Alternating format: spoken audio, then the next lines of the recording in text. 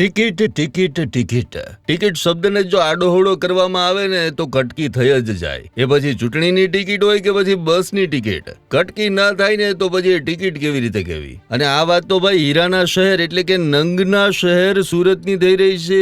સુરતની સિટી બસના એક એવા કૌભાંડની વાત થઈ રહી છે ને, એ સાંભળીને તમને એમ થશે કે ભાઈ સુરતની સિટી બસમાં આવું ચાલે હે.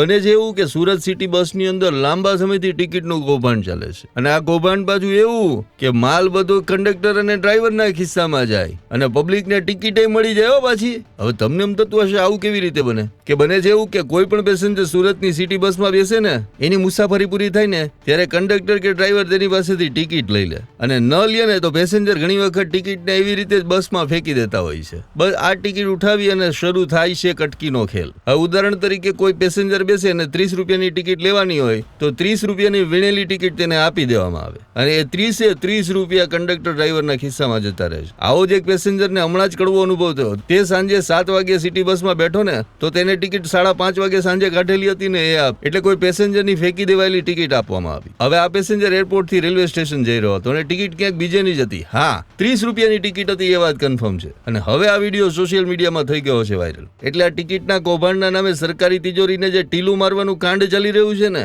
એ કાંડ હવે સામે આવી રહ્યા છે. ત્યારે હવે તંત્ર આ કાંડને અટકાવી શકે છે કે કેમ એ જોવાનું મહત્વનું બની રહેશે. અમારી તમામ માહિતીથી અપડેટેડ રહેવા માટે જોડાયેલા રહો ત્રિશુલ ન્યૂઝ સાથે.